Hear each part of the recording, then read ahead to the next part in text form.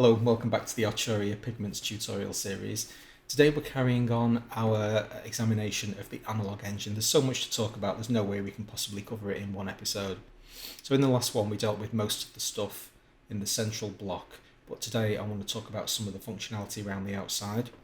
Now I've thrown all of the previous changes away and just got us back to our analog engine. So this is a really straightforward out of the box sound. And the first thing we need to have a look at is this currently greyed out knob. Now this only becomes active when you have either, I'm going to call it the square wave for now, or the triangle wave active. Okay, so let's try to make that the last time I refer to this as the square wave. It's really a pulse wave, but by default it has a 50% duty cycle. That results in a particular harmonic distribution of every odd harmonic. So all of the even harmonics are rejected and we only hear odd harmonics. And for some strange reason I've chosen oscillator 2 to work with, but whatever, it doesn't really matter. So here's our odd harmonics, and with the tiniest amount of width. Now I've not shown you this before, so this is as good a time as any to mention it.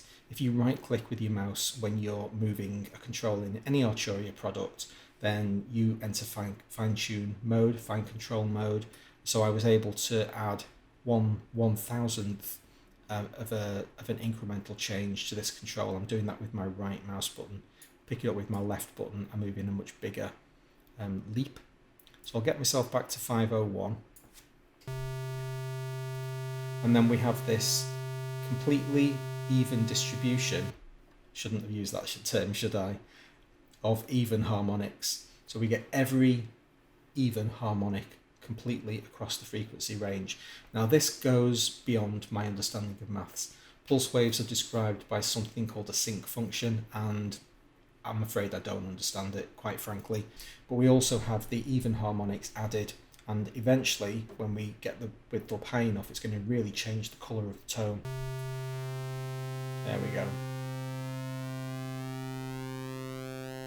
And with the pulse width set as wide as we can, have a look at that in the oscilloscope. That's what it looks like in the oscilloscope. We've got an almost completely flat distribution of all harmonics, odd and even.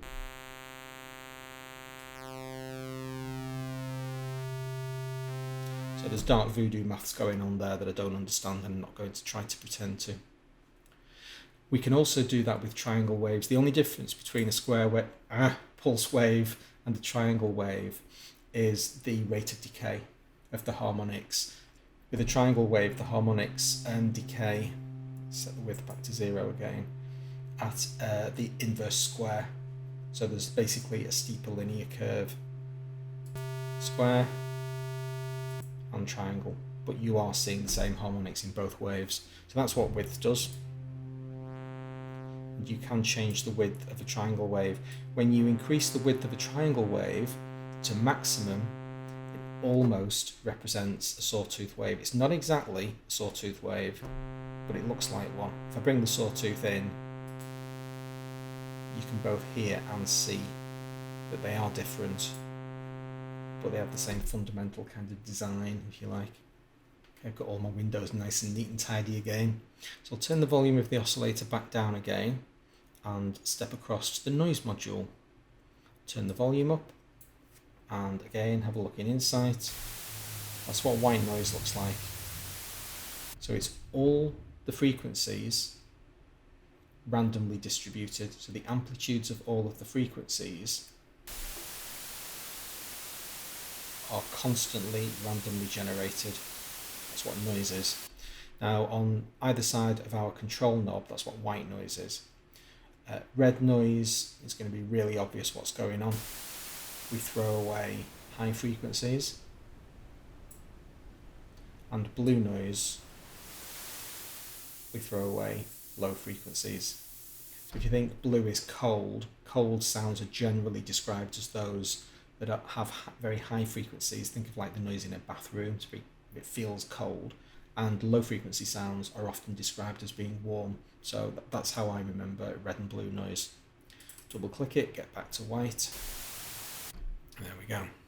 Now we can use the noise module as a modulation source. Remember in episode 1 we had a very brief look at frequency modulation, but we used oscillator 3, which was a pitched tone to modulate our oscillators.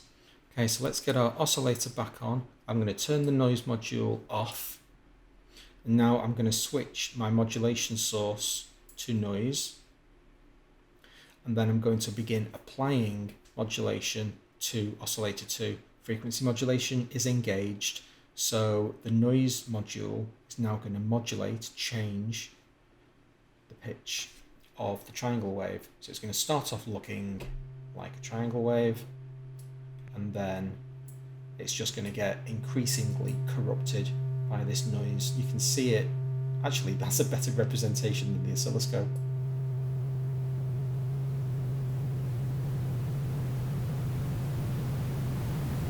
Eventually,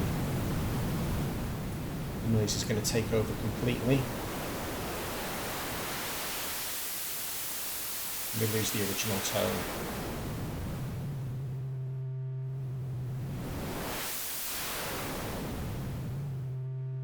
At the top we have a master volume output, which is completely self-explanatory. If you double click it, you'll get back to 0 dB, which is neither boosted nor attenuated. But we're going to leave discussion of the filter mix until we go on to talk about the filter module. It's all about how we mix the two separate filter modules together, but we'll have a look at that and when we come on to deal with the filters.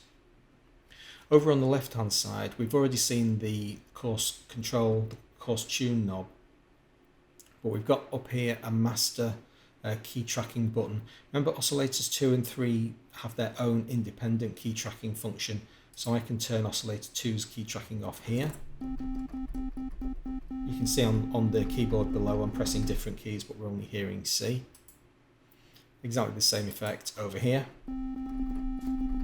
but it applies across the entire synth. Even oscillator 1 is affected by this.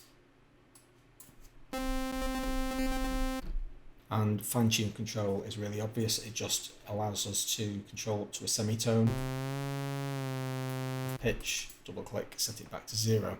There's a control up here called Q, which I'm also going to defer because we need to get into the modulation sections. This is a modulation control, so that's not going to make any sense until we've talked about modulation. It's a pretty big topic. I don't really want to dip in it just for the purpose of this, so we'll come back to that. But we can have a chat about Unison because this is pretty much a self-enclosed concept. I'm just going to throw all of our settings away and get back to the default and jump back over to the analog screen, so I've got a nice clean synth with which to work. And I'm going to leave it on sawtooth oscillator 1, get my volume a little bit lower, in order to talk about Unison. So what's going on over here is that we have the ability to generate multiple different voices using the same oscillator at the same pitch, in air quotes. We'll deal with that in a moment.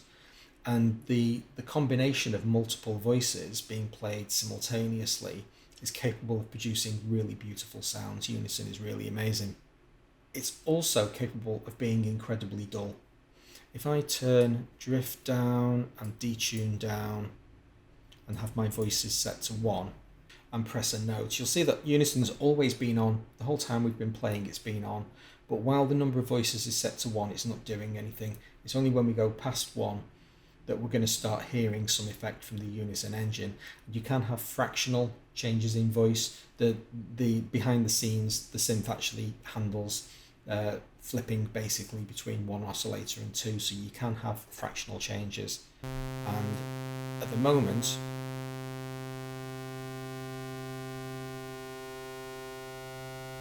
we're getting some stereo pan effects, but otherwise it's pretty boring.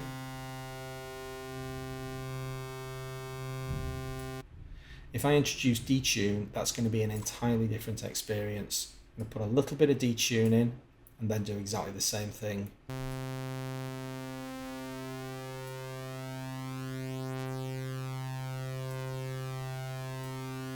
Now you can hear those almost flange-like sounds, and we've got some like wonderful stereo panning going on.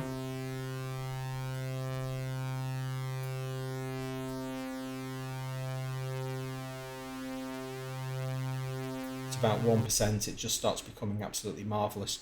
So what's going on is that because those individual voices, they're all coming out of the same oscillator. The oscillator's generating all of these voices essentially identically. It's using the same sawtooth shape. But because they're slightly detuned, you're getting the same effect that we had when we had the drift set on our tune settings, which is why I turned that down so that we don't confuse the two. This is purely the Unison engine that's generating this effect. And because we had stereo set, as we introduce different voices, they're panned in the stereo field, and that's why we could hear individual voices kind of being introduced in each ear. The combination of those two things together is absolutely magical. If I take stereo completely down and we just have detune, so you still get the I never know whether to call it flanging or phasing, all of the modulation effects. It's not actually any of those, it's a different thing in its own right. But that's what you're getting. It's the technical term for it is Unison detune, and maybe you can guess why. But then by introducing stereo, completely brings it to life. We have another completely different option available to us, which is chord. If we engage that, at the moment what we're going to hear with our voices set to 3 is basically an octave bounce. We're going to get lots of different versions of C played at different octaves. There's extra ones being brought in. But that's only because the chord control is currently set to octave. I can change this to fifths, and now it's going to generate intervals to play basically power chords. So it's going to go C, G, C, G, C, G.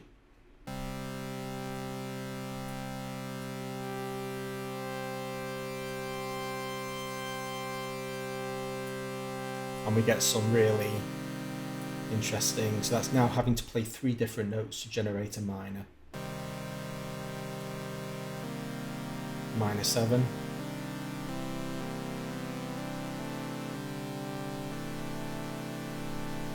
So here, for instance, we're looking at a major 7, so that's C, G, B.